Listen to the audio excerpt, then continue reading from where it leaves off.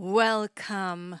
How can we create a space and a place that stimulates, motivates, and draw our collective creativity and power together to tackle the challenges of today and ahead, bringing out the ideas and solutions that make it possible to live within the planetary boundaries and strengthen our competitiveness and optimism for the future? 3 public agencies under the government of Sweden were given the assignment to design an innovation program around these questions a few years ago. The result became the joint initiative Impact Innovation, a mission-oriented, system-driven innovation program that launched 5 mission programs in March of 2024. A strong and long-term investment in building a better and stronger tomorrow. From the very start of the program, Impact Innovation connected with the OECD Mission Action Lab, both to draw the experience and knowledge from OECD's work with existing missions initiatives around the world, and to contribute with lessons learned from the Impact Innovation Initiative on how to work with innovation towards mission. So, 1 year after the launch of Impact Innovation, we invited OECD Mission Action Lab to guide and inform the governance structures and the work going forward to the next phase with a Mission Governance Diagnostic Survey.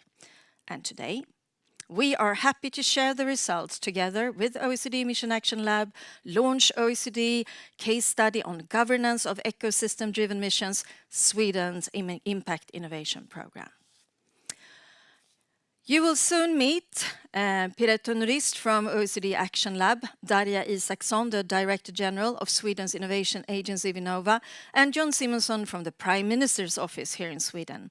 And you have already met me. I'm Jenny Engström, and I am the coordinator of the Impact Innovation Accelerator function, and I have the great pleasure of guiding you through this seminar. After an overview and introduction of Impact Innovation, OECD will present the case study, and thereafter we will dig a bit deeper into some of the insights in a fireside conversation. As promised, we will start with an overview of Impact Innovation. The preparation and formation phase started in 2022 and followed in 2023. The 3 agencies, that is the Swedish Energy Agency, the Research Council for Sustainable Development, Formas, and Vinnova, Sweden's Innovation Agency, they set the aim for Impact Innovation to accelerate Sweden's transition to a sustainable society, strengthen its global competitiveness, and position as a strong and established innovation country. The call stated that the program offices should have missions set to contribute to 1 or more of production, consumption and value chains within planetary boundaries, attractive and well-functioning communities, and good and equal health. So the call was for program offices with the ambition, capacity and possibility to mobilize broadly around their specific missions, creating the foundation for a mission-oriented, ecosystem-driven program. After an evaluation phase with international evaluators, 5 programs were launched in March of 2024. That is Swedish Metals and Minerals, working to ensure sustainable and resilient metal and mineral supplies, Net Zero Industries for net zero emissions in Sweden's manufacturing sector, Shift Sweden, working for accessible and circular living environments, SustainGov, aiming for individual health and well-being through public sector reform, Waterwise societies, equitable water access and effective water management. And central to the setup of Impact Innovation, mission-oriented ways of working are systems thinking, systems innovation, and theory of change. With a quadruple helix perspective, a mix of intervention in relation to different system dimensions, and defined assumptions on what needs to happen in order to take steps in the direction of the mission. The program officers work closely with the funders, especially when it comes to planning, designing and administrating program intervention, for example, open calls, systems demonstrator, policy labs. The mission program officers also conduct activities of different kind to mobilize, inform and draw attention around their mission. And both the program officers and the funders have their own governance structure with steering groups and other specialist and administrative functions. To support the ongoing development of the Impact Innovation Programme, a shared resource has been set up, the Impact Innovation Accelerator Function, with the aim to build and stimulate capacity and capabilities within the specific programs, as well as within Impact Innovation as a whole, and within the agencies. Through collective learning, exchange of best practices, peer learning, we explore how to work with missions, systems innovation, and how to innovate within different system dimensions.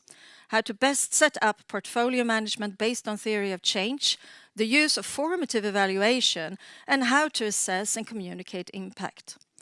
Keeping important perspectives like sustainability and equality in the loop, while at the same time mobilize, having international outreach, using strategic communication and foresight, and further develop the tools, methods, and interventions. So, to try, to test and explore is what we do on every level in every part of impact innovation. One example of how we want to ensure and share lessons in the work is this work we have done with the OECD in this Mission Governance Diagnostic Survey. So now, the moment we all have been waiting for, time to launch the report. Please join me, Piret, Tournist, from the OECD Action Lab. You lead the work on government innovation at OECD, and you are one of the managers at the OECD Mission Action Lab. And you have, with a steady hand, led us through this early stage Mission Governance Diagnostic Survey. So happy that you could be here with us in Stockholm today, and I leave it all to you. Thank you so much, Jenny. So I'm very pleased to be here in Stockholm today with all of you, and also greetings to everybody who is online and also joining us for the launch of the technical report. We had indeed the pleasure of working together with the Impact Innovation Programme with the 3 different agencies from the OECD Mission Action Lab's perspective. Many of you in the room already know that the OECD's Mission Action Lab is a cross-directorate initiative at the OECD. We work together with the Governance, SDI Directorate, the Environment Directorate, and also Development Cooperation. So we look at all missions across different countries, both from the OECD countries, but also from the development cooperation, so globally as well. So in our pool of analysis, there are hundreds and hundreds of different initiatives from very, very different contexts. And we also see that there are different types of missions across the board. So not only ecosystem-driven missions as the ones here in Sweden, but we also have overarching mission frameworks or top-down driven missions that are led by centers of government or are ministerially coordinated. And in between also challenge-based programs and schemes, and also thematic missions. And they all have different benefits and also challenges connected to them, because based on how they're put together in a kind of ecosystem way or top-down way, it actually creates different types of challenges to actually how to govern those types of missions. The goal overall, of course, is to get the mission done. To solve a societal challenge or goal and actually make that framework of governance work for you. So what we see in overarching mission strategic or top-down missions is that it is easy to actually reach a coherent mission statement. It is easy to get the mandate and the backing for it. But usually where overarching missions or top-down missions get in trouble is the implementation phase, because they have to actually develop the ecosystem to support them. They have to include industry, academia, the quadruple helix that Jenny was talking about in later phases.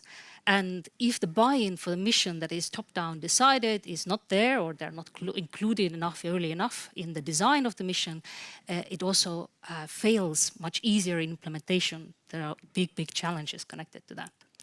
And in the case of impact innovation, it was our pleasure to actually look at the challenges of ecosystem-driven missions. So on the flip coin of the other side of the mission approaches, about what the ecosystem-driven approach of how to actually tackle societal challenges tells us from the experience of Sweden. We base our framework of various work that we have done together with the European Commission at the OECD from governance perspectives, portfolios and such. And our mission governance diagnostic is based on a previously published framework where we look at 5 different core components of mission governance: structure, strategic orientation, coordination, execution, and resources, all needed across the board, be top-down, ecosystem-driven.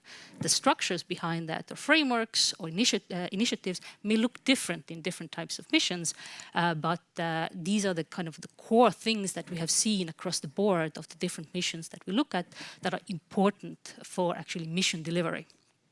So what did we do in the context of Sweden with impact innovation programs? In April, we launched 2 different surveys that were connected to the governance diagnostic. One was for the impact innovation programs, so those directly working with the programs themselves. And the other was for the management team, so the coordinating agents from the 3 agencies who are kind of coordinating the overall program, making resourcing, funding decisions, the support functions, Impact Accelerator, for example, as well. We analyzed the data extremely quickly in May, and we came back in early June for actually doing focus groups or discussions with all the impact innovation programs and also the management team. So we said, these are your results. This is what you have told us about the governance structures. Do these resonate? What challenges are there? What could we actually do better? And in September, we also had a session with everybody together to look at the kind of the across the board average results and also the management structures. And today we are here to also launch a very snapshot report of all the work that we have done today. So what can be actually learned? So first of all, for the international community who is thinking about, well, maybe an ecosystem-driven mission approach is for me. I want to set up a mission, ecosystem mission-driven in my own country. So first and foremost, you actually need flexible governance for that. We have heard a lot about kind of the startup phase to scale-up phase as well, is that it has to be possible to reorganize governance structures throughout the mission lifecycle. You start with probably an ecosystem perspective with a broad range of stakeholders that you negotiate before you have a clear mission statement or a theory of change. Some of these partners may not be that important in later stages of scaling up activities in the course of the mission kind of ecosystem. There has to be room to actually input new partners and exit them as well, and change the governance structures from the startup stage to the scale-up phase, and also the implementation phase as well. There has to be a clear theory of change behind your mission that you want to adopt. Because if you are in an ecosystem-driven approach, you have many partners that have to be on board, who have to actually understand the challenge the same way. Even if their interest within the challenge might be different from industry, from compatibility to actually from a public perspective. But you have to understand what the mission is there to do. So a good theory of change, a quality theory of change actually helps to align the interest of different ecosystem-driven partners. And of course, that theory of change can change over time. So there has to be flexibility connected to that. But a good theory of change doesn't come from nowhere. So when you're setting up an ecosystem-driven mission, then you should also leave enough learning time to set that up. Not force your missions to go into calls or deliver projects from the get-go, from ground zero. So also leave the learning phase in there to actually build up that consensus within the ecosystem.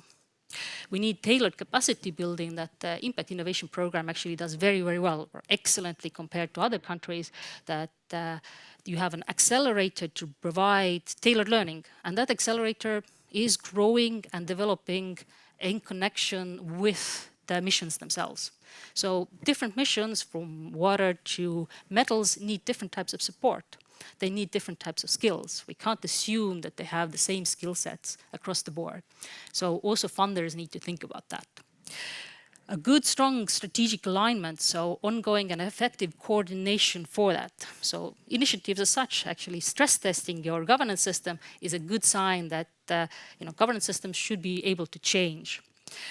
A very important component is to expand your policy toolkit, your funding tools. Missions are systemic transformations. They cannot be just solved with one measure. Let's fund more research, let's fund more calls. We actually have to allow, with an ecosystem-driven perspective, to work in different ways. We also need to align funding and resources, and that can be quite difficult in public organizations. But it is a must, because our resources have to be aligned with our ambition, our theory of change, and also what we want to achieve. So if our ambition is too large for the resources that we have in mind, then disappointment will follow. People get misaligned with the actions that they want to see. And also the need to facilitate a lot of collective learning, because if you have many partners involved, you have to have the space, a structured space, to actually learn together as well. So a lot of things to consider when designing ecosystem-driven missions. So some very concrete challenges in practice as well. So what we saw in practice is that for the 5 different missions connected to the Impact Innovation Program, is that there is a need for governance clarity. So there's a huge amount of different bodies making different decisions, clarifying things, but there has to be, from this kind of startup phase, going towards more clear roles on how actually the missions here are governed. So who makes decisions at what timescales, from individual programs to steering groups and coordinating functions as well. In terms of strategic coherence, we also saw that there's always going to be this challenge of having an overarching mission with many partners to actually align your organizational goals towards that mission's statements as well.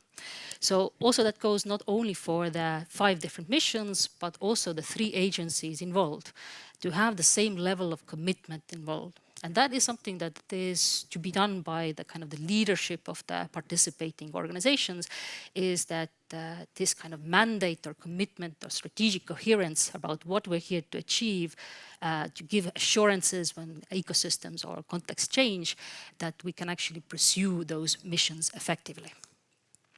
Operationalization, always an issue from different perspectives, from both top-down missions, the ecosystem missions, that it is hard to actually make complex changes happen. So focusing on linking systemic change to specific calls and activities that you are actually doing. So from siloed operations and fragmented mandates to something that actually delivers systemic change. And here the connections with a good quality theory of change really becomes important. And we have seen this in other missions across internationally as well, because it's quite surprising how many large-scale societal challenge programs do not have a good delivery mechanism. We assume that this is the problem. We assume that these are the types of activities that help us demonstrate, accelerate systemic change, and this is how we deliver things. So it is quite surprising that kind of this delivery operarization of systemic change is not happening across the board. Resource allocation, we never, ever have I met a mission manager or an innovation project deliverable or an innovator who says, we have enough money. There is never enough resources or money. So funding models, it's not only about having enough or having sufficient resources, but it's also the flexibility of those resources. So how can we use them?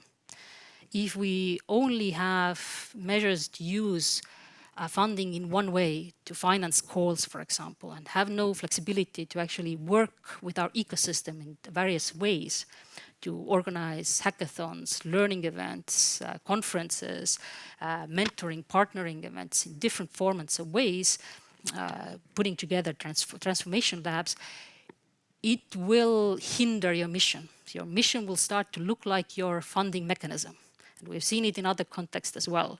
So as always, the problem and the mission comes first, and the structure and the mechanism second. So if you counter this problem, then it is part of the funding agency's task to actually look at ways of how to solve it, how to make it flexible that we can actually align our actions and our initiatives and funding resources if we have limited funding resources with the types of activities that we actually think are meaningful and transformative in the end. Because if we do not have enough resources on our scale at the moment, then we can say, well, we will do a demonstrator and we will partner with industry and they will come later potentially with additional funding. We can crowd in activities. But we have to have that flexibility to work in different ways. And we heard this across the board of the different missions that we talked to. Stakeholder mobilization. So even if you work in an ecosystem-driven way, there's of course always path dependencies. Some of the 5 different missions and impact innovation programs had already prior very strong ecosystems built in. Others started from scratch.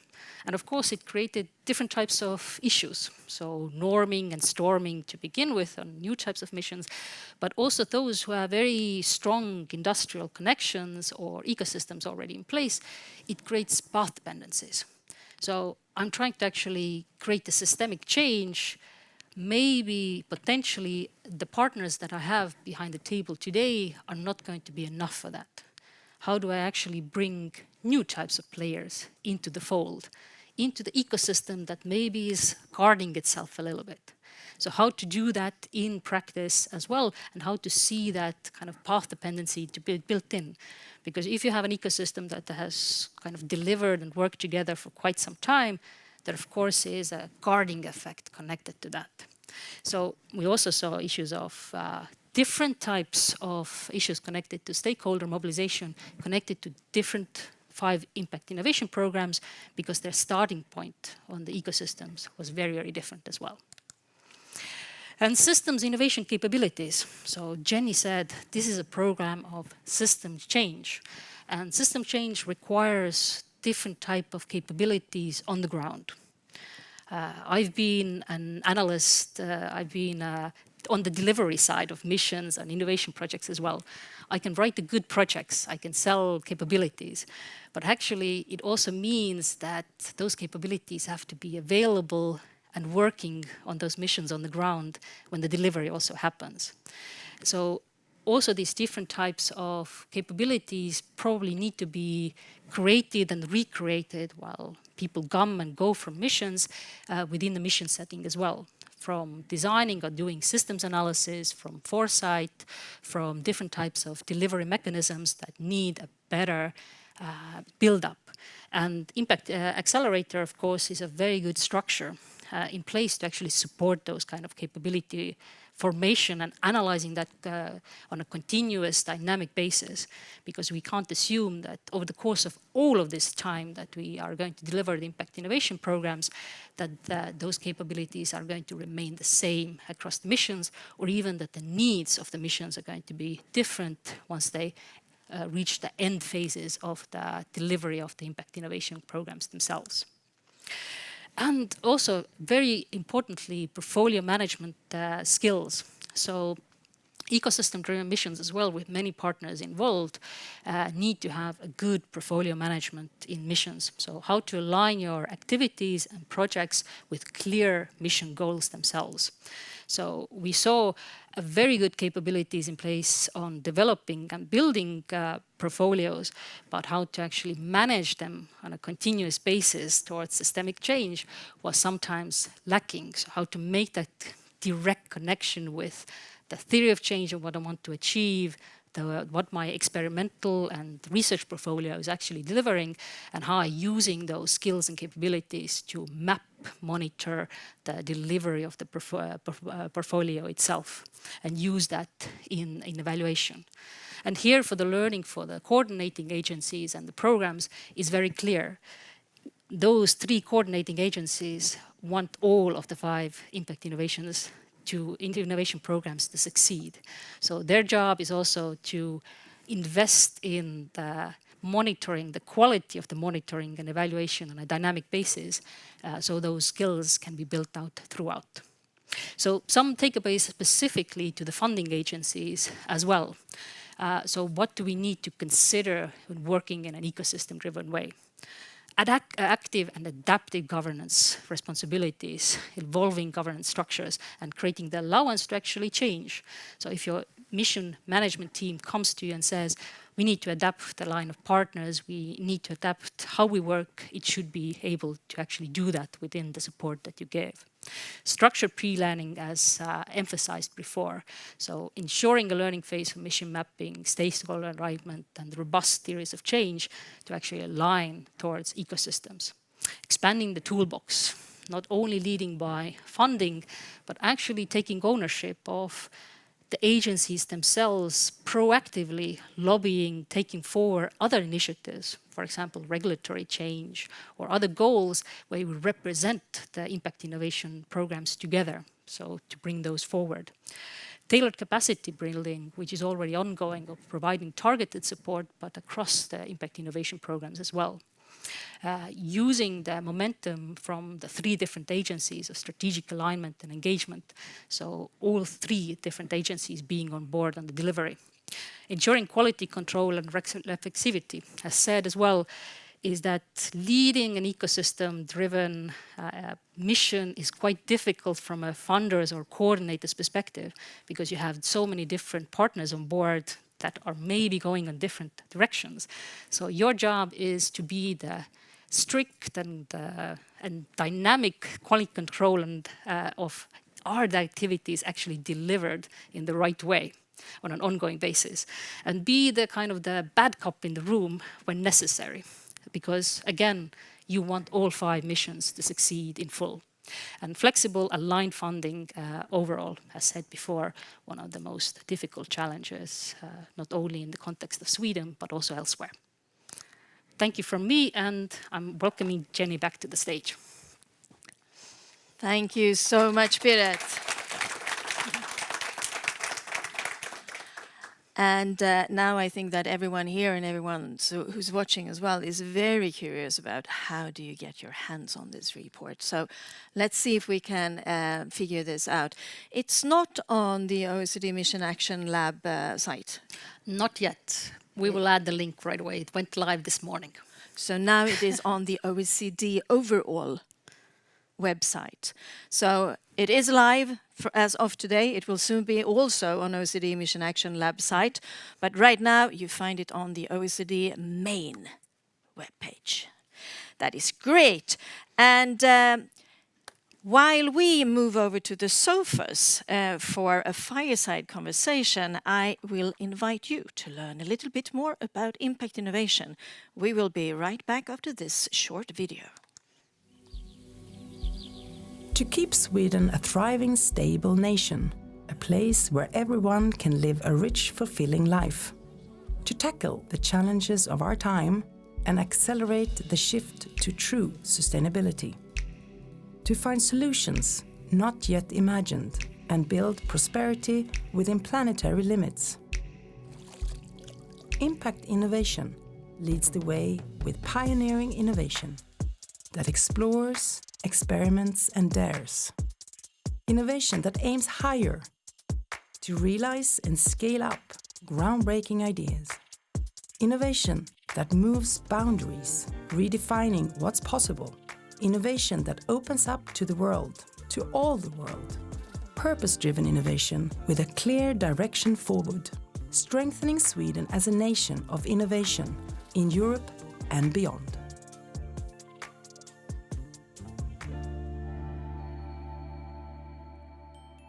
So now I am so happy to be able to introduce some more people into this conversation.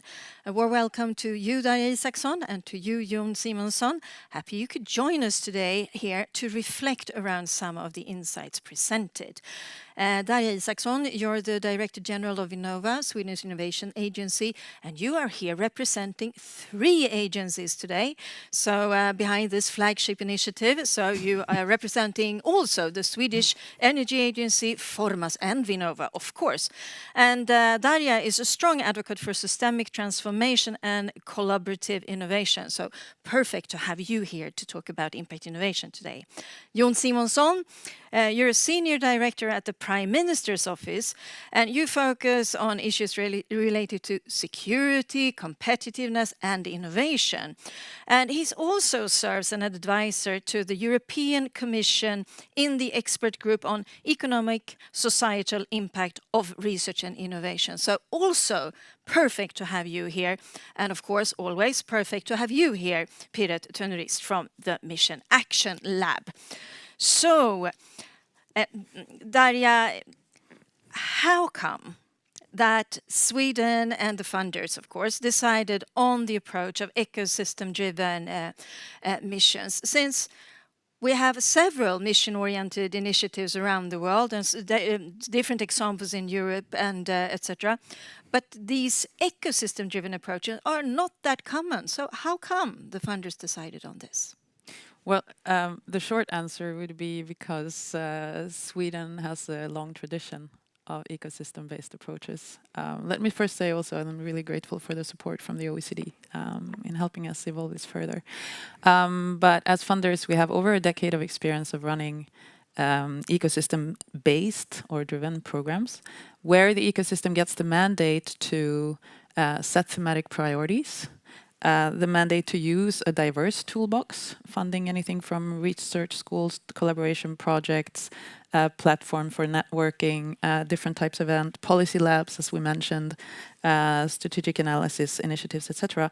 And I would say, for instance, in recent years, on the strategic innovation programs, new tools were being developed. You mentioned them previously, like systems demonstrators, transformation labs. They evolved because there was a demand for figuring out ways of collaborating together where you in parallel explore various aspects of an innovation from a systems lens, like the technology, the business models, the regulatory, etc. And with very good experiences. I'll give one more example, is that the youngest of the strategic innovation programs also made a policy innovation called climate contracts between municipalities and governments, a model that has been successfully scaled across countries in Europe and that is evolving further. So let's just say we had a lot of positive experiences, a lot of very clear examples of where these eco-based systems both broaden the participation, build value far beyond the individual projects in terms of shared trust, language, capabilities. And actually, it was even, I would say, these rounds of programs that started creating a demand in the ecosystem for a system innovation approach. So that was quite interesting, I would say. And as funders, I would say that's what made it possible for us to launch impact innovation based on recommendations also in evaluations to make them bigger, stronger. But this idea that to take a mission-driven approach, to take a system innovation lens, which had not previously been the focus, but the demand was there. So I would say that would be the reason. And it's super exciting then to see now that we're up and running, let's say. Up and running. And Piret, you mentioned that it's necessary to have a life cycle approach to mission programs. Could you evolve a little bit more about what do you put into the life cycle approach? So from different mission perspectives, or especially ecosystem mission perspectives, one starts, of course, first of all, the question is like, do I need a mission? Is this a mission a good idea in this context or this challenge? So OECD, we also have support tools for that. They're kind of a litmus test of do we need a mission or not? So does it make sense? And one of the some of the core elements to that are: is it a societal challenge that crosses boundaries, crosses silos? Do we need to actually implement that? Do we have different various partners involved, stakeholders that need to be actually changed? But do we also have enough kind of sense of urgency and ambition to do something about that? So someone who gives us a mandate or someone who gives us resources to act. So it starts off with that. And then there needs to be a lot of kind of, as I said, a learning phase or understanding phase about reaching a consensus about what is kind of targeted goal that we are actually trying to achieve. What is the problem that we're trying to solve? And different ecosystem partners may have very different perspectives for that. So a lot of this kind of discussion has to be done from the kind of the learning phase perspective. So analysis from kind of system mapping, system analysis also needs to fit into that kind of learning phase before we conclude on the theory of change. And then going into actually planning our activities and so forth, that requires more structured approaches. That putting together an actual mission management team, different partners that may enter and exit throughout the mission lifecycle, because those are interested in research may not be interested in scaling up or implementation.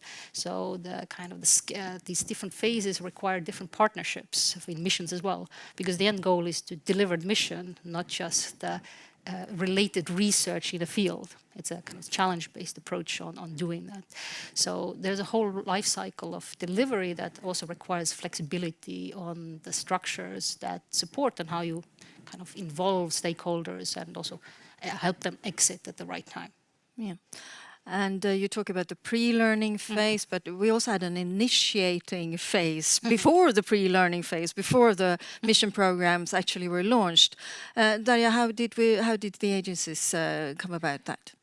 Well, the actual mobilization was a learning phase in itself, both for us as funders and for the ecosystem that was mobilizing. And we did have a number of activities in terms of impact labs and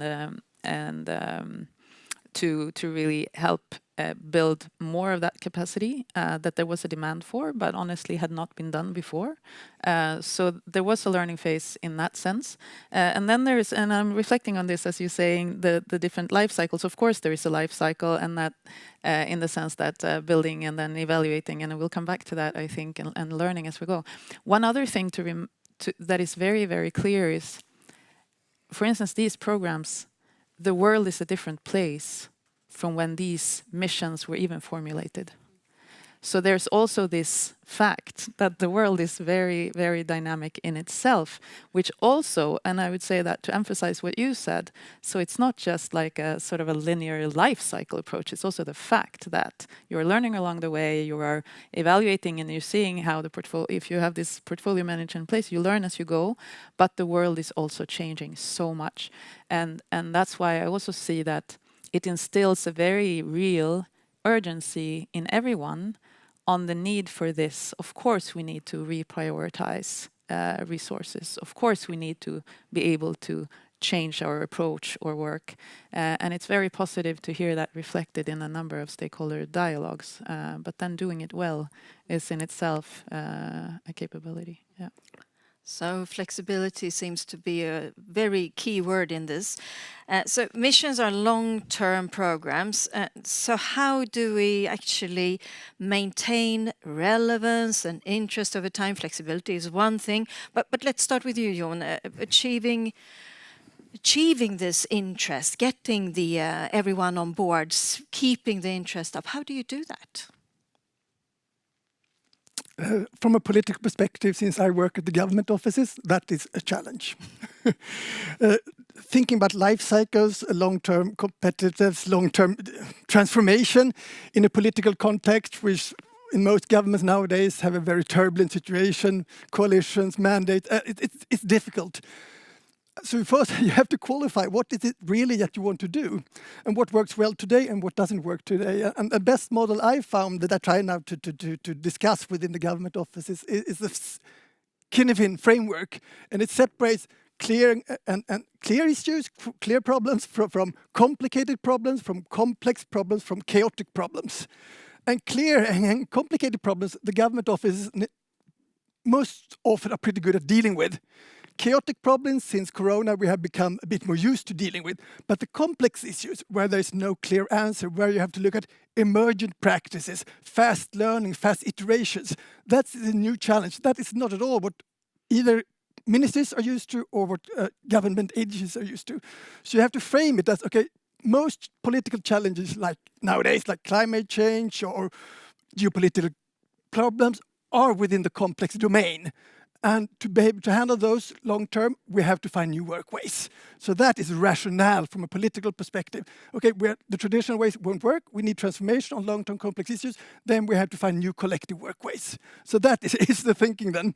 And that sometimes you can get an understanding from the politicals around that. But then, since all politicians are very time constrained, you also have to make very fast and concrete deliveries. That's the only way to maintain interest in these types of programs. So how do you do that? And then I think you have to think something a Stanford professor launched a couple of years ago. He calls it systems acupuncture. You have to realize that you have very complex systems. You have a transportation systems or a health data systems or security system. And you have to find the tension points within those systems. And into those, you have to put in very specific policy needles. And by putting in those needles, you can create rapid success stories, basically. So you have to complement the long-term thinking, the mission-driven approach, with also very concrete deliverables that can maintain the interests of the politicians. So you have to combine those two mindsets somehow.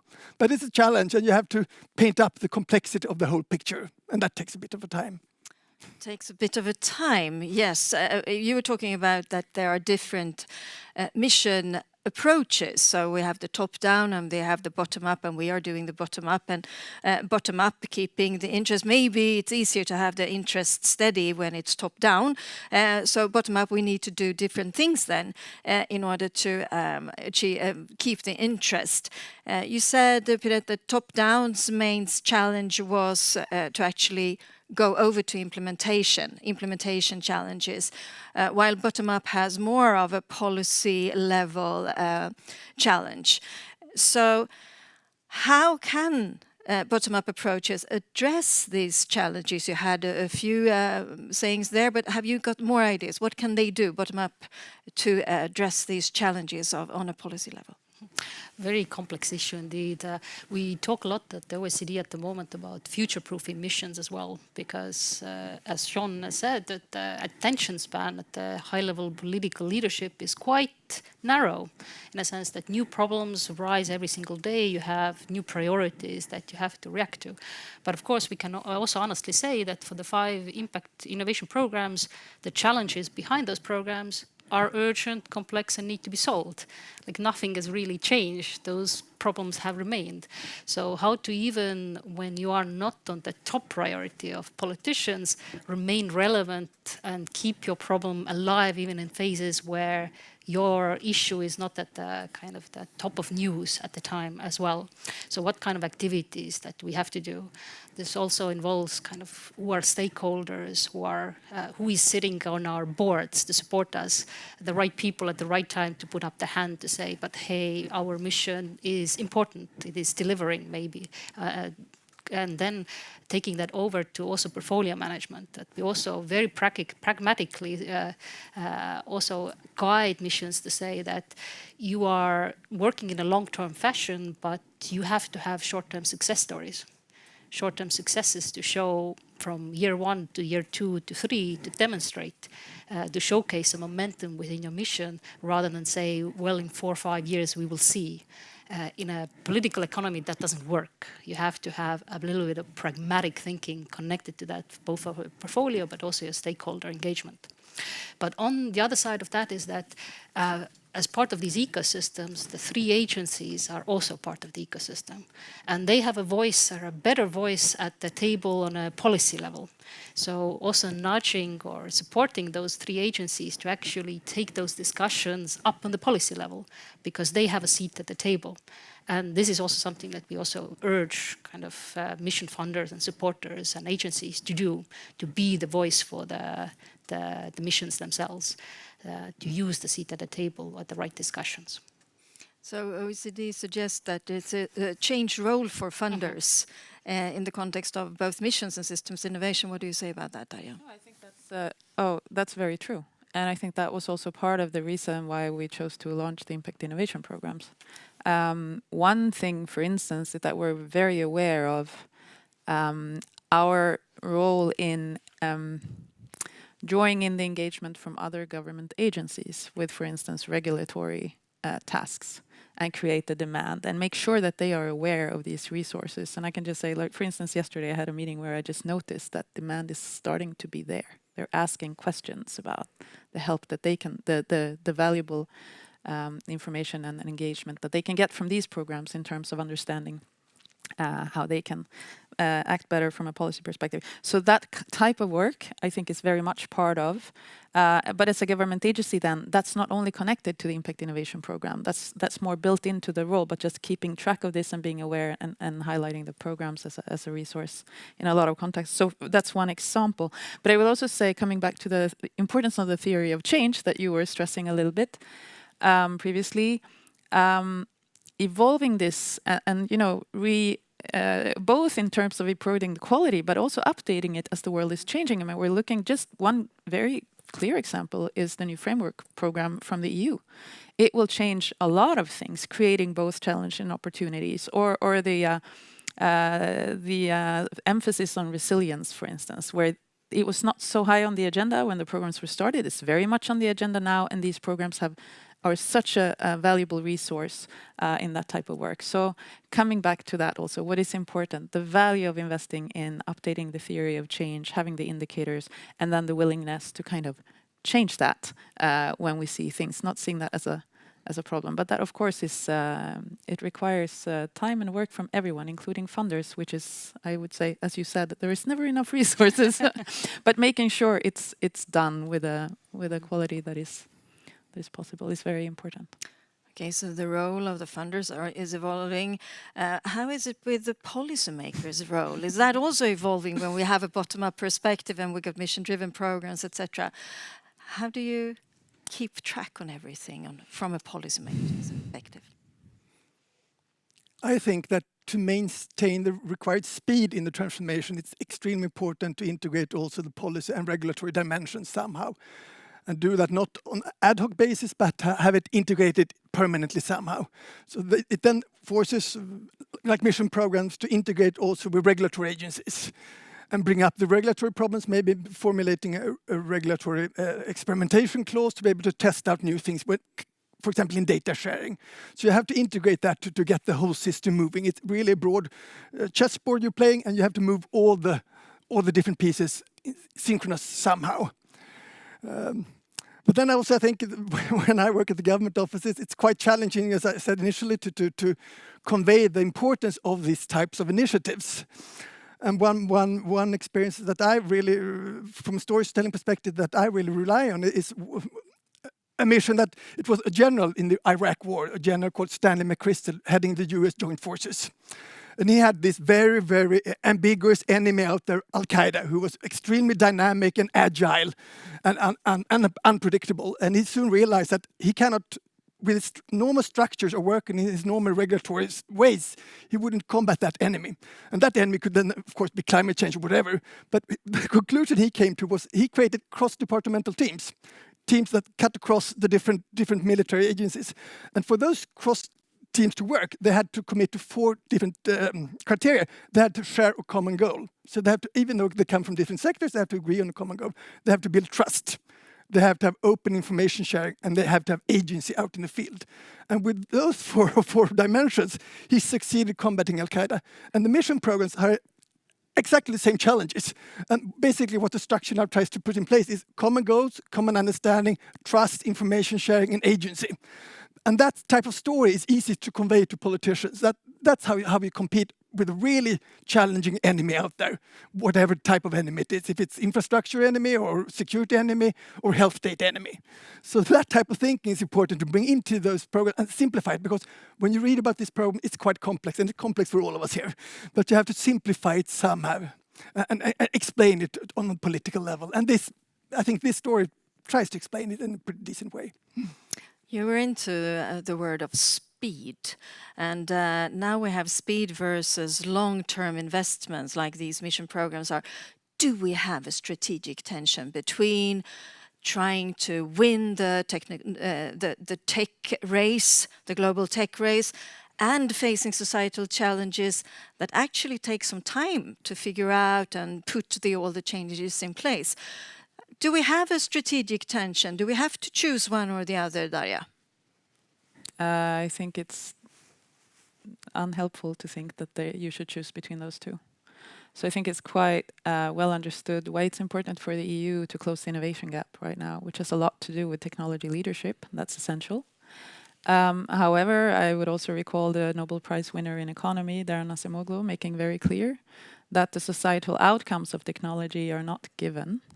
So if you want positive societal outcomes, other things are needed in terms of providing directionality and put these things into context where technology contributes to solving challenges.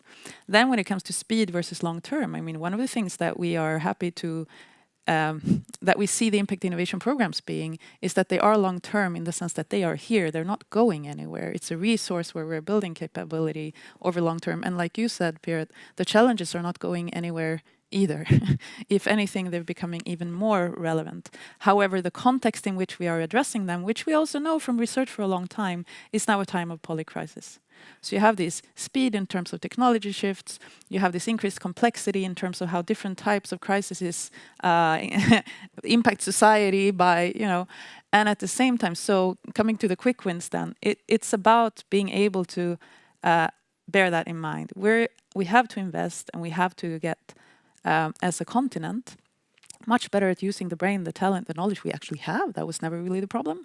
But in driving actually technology leadership and innovation, new solutions that can have a big impact, yes.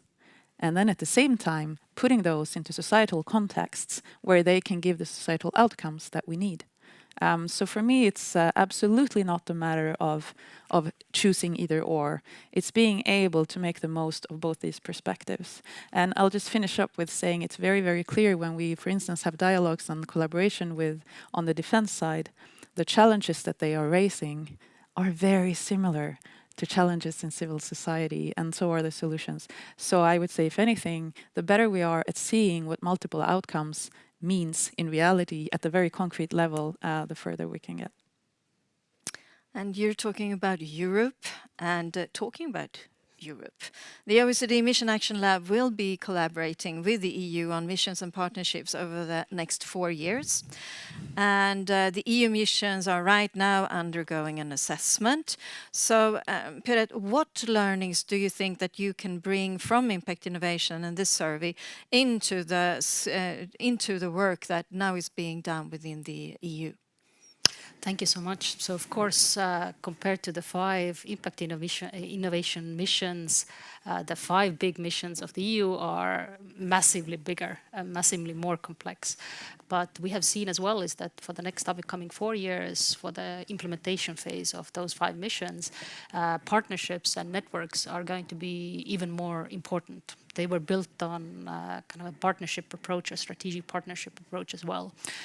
EU missions, and I don't think it's a secret, have always struggled with the same issue, that they are situated within a Horizon Europe program that has very strict measures on how to actually fund and to collaborate. So they also have a huge flexibility challenge to actually deliver and work on a different perspective. But similar to the impact innovation programs, there are things that the 5 big missions can actually do to work in a more impactful portfolio management way, to have a more clearer mission life cycle. So where are we going to go in the next 5 years, and to be kind of rational what we can actually achieve in those 5 years as well. So I think in the kind of the governance structures, working together, there's a lot to be taken away to also a very grand scale of the EU, of working differently on a mission-oriented way, and hopefully also proposing a new model for the FP10 to kind of tackle some of these challenges that we see, that the missions that actually want the agency and the role, that those challenges can be addressed in the new framework way, and also how the European Commission itself works internally. So, and there is I'd like to make 2 more, if I can. There is already also a good connection. So one of the strategic innovation programs, Viable Cities, has a very strong connection to the EU mission of climate neutral cities. And I know that some of the impact programs are already now also working together. So in terms of EU missions, I'm very happy to see that we have a strong connection between national, let's say, missions-driven programs and the EU level. One thing that I feel for this audience also I need to say, when we're talking about all these things, we're also well aware it's not about Sweden, it's not about Europe. We're talking about global global issues. And of course, when we look at the EU perspectives, it's also using EU as a mechanisms to build collaborations way beyond the EU. And and I think this learning context is a good opportunity for that. So thank you again. Let's build beyond. That concludes this fireside conversation. Thank you, Darja. Thank you, Jon. Thank you, Piret. And we hope that these insights from today's seminar, together with the insights in the report, will inspire to action. Because, as Leonardo da Vinci said, knowing is not enough, we must apply. Being willing is not enough, we must do. So please, if you're interested in sharing your insights from missions and systems innovation or doing something together, don't be a stranger. Contact OECD or contact Impact Innovation or contact us both. So thank you all for attending today. That's all.